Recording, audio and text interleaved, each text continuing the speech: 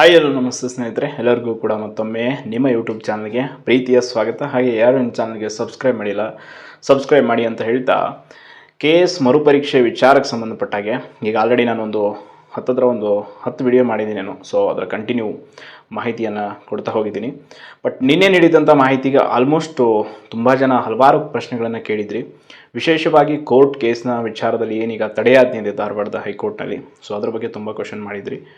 ಅದು 9ನೇ ತಾರೀಕು ಇರುವಂಥ ವಿಚಾರಣೆ ಏನಿದೆಯಲ್ಲ, ಅದು ಧಾರವಾಡ ಕೋರ್ಟಲ್ಲಿ ಈಗ ಆಲ್ರೆಡಿ ತಡೆಯಾಜ್ಞೆ ಇದೆಯಲ್ಲ, ಅದನ್ನು ವೆಕೆಟ್ ಮಾಡಿಸೋದಕ್ಕೆ KPSC ಇಂದ ವಕೀಲರ ತಂಡ ಏನೊಂದು ಅರ್ಜಿಯನ್ನು ಹಾಕಿದೆಯಂತೆ. ಸೊ ಅದು ಆ್ಯಂಡ್ ಬೆಂಗಳೂರು ಕೋರ್ಟ್ನಲ್ಲಿ ಯಾವುದೇ ಸ್ಟೇ ಕೊಟ್ಟಿಲ್ಲ, ಬಟ್ ವಿಚಾರಣೆಯನ್ನು ಮುಂದೂಡಿಕೆ ಮಾಡಿದ್ದಾರೆ. ಅದು ಕೂಡ 9ನೇ ತಾರೀಕು ಇದೆ. ಸೊ ಇಲ್ಲಿ ಎರಡು ನ್ಯಾಯಾಲಯಗಳಲ್ಲಿ ವಿಶೇಷವಾಗಿ ಈಗ ಧಾರವಾಡ ಕೋರ್ಟಲ್ಲಿರುವಂಥ ತಡೆಯಾಜ್ಞೆಯನ್ನು ವೆಕೆಟ್ ಮಾಡಿಸ್ಬೇಕು KPSC ಅವರು. ಮಾಡಿಸಿದರೆ ಮಾತ್ರ ಪರೀಕ್ಷೆ ನಡೆಯೋದಕ್ಕೆ ಸಾಧ್ಯ ಇದೆ.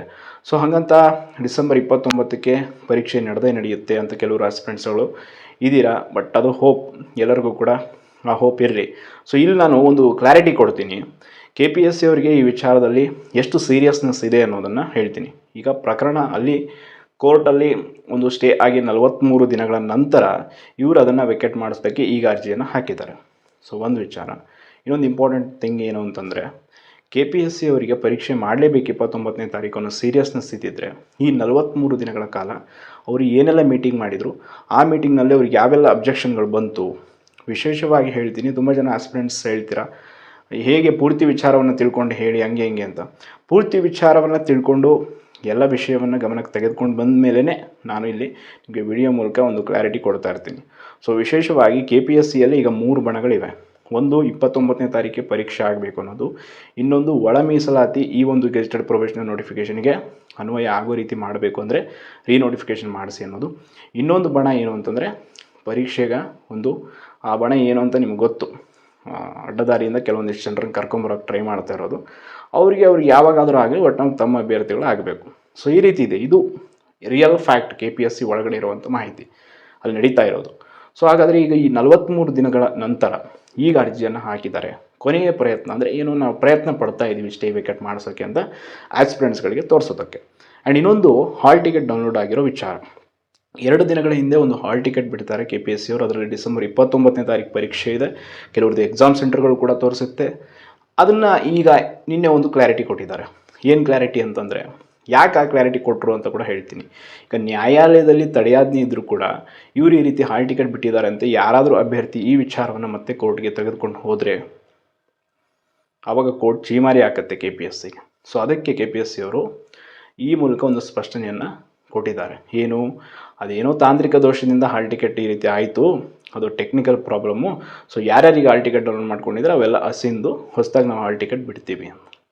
ಒಂದು ಸಾಂವಿಧಾನಿಕ ನೇಮಕಾತಿ ಸಂಸ್ಥೆಯಲ್ಲಿ ಒಂದು ತಂತ್ರಜ್ಞಾನ ವ್ಯವಸ್ಥೆ ನೀಟಾಗಿಲ್ಲ ಅಂತಂದರೆ ಏನು ಹೇಳಬೇಕು?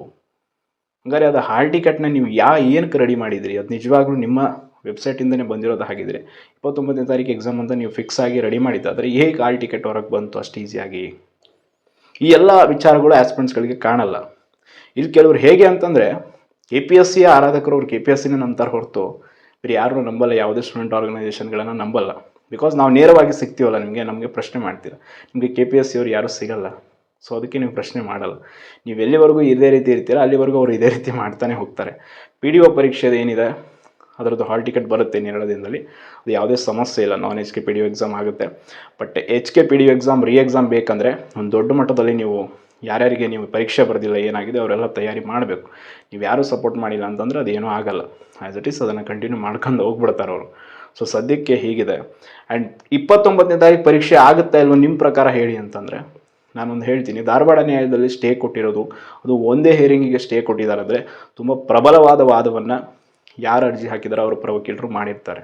ಸೊ ಇಮ್ಮಿಡಿಯೇಟಾಗಿ KPSC ಅವರು ಆವಾಗಲೇ ವಿತೌಟ್ ಏನು ಅಬ್ಸೆಂಟ್ ಆಗದೆ ಅಡ್ವೊಕೇಟ್ಸ್ ಏನಾದ್ರು ಮಾಡಿದರೆ ಇಷ್ಟೊತ್ತಿಗೆ ಅದು ಸ್ಟೇ ವೆಕೆಟ್ ಆಗ್ತಿತ್ತು. ಒಂದೇ ದಿನ ಸಾಕು ಸ್ಟೇ ವೆಕೆಟ್ ಆಗೋಕ್ಕೆ. 9ನೇ ತಾರೀಕು ಏನಾದರೂ ಸ್ಟೇ ವೆಕೆಟ್ ಮಾಡಿಸ್ಬಿಟ್ರು ಅಂದರೆ ಪರೀಕ್ಷೆ ಮಾಡೋದಕ್ಕೆ ಯಾವುದೇ ಅಭ್ಯಂತರ ಇಲ್ಲ. ಅಕಸ್ಮಾತ್ 9ನೇ ತಾರೀಕು ಮೀರಿ ಕೂಡ ಹೋಯಿತು ಅಂದರೆ ಡಿಸೆಂಬರ್ ಕಂಪ್ಲೀಟ್ ಎಂಡಲ್ಲಿ ಕೋರ್ಟು ಹಾಲಿಡೇಸ್ ಇದೆ.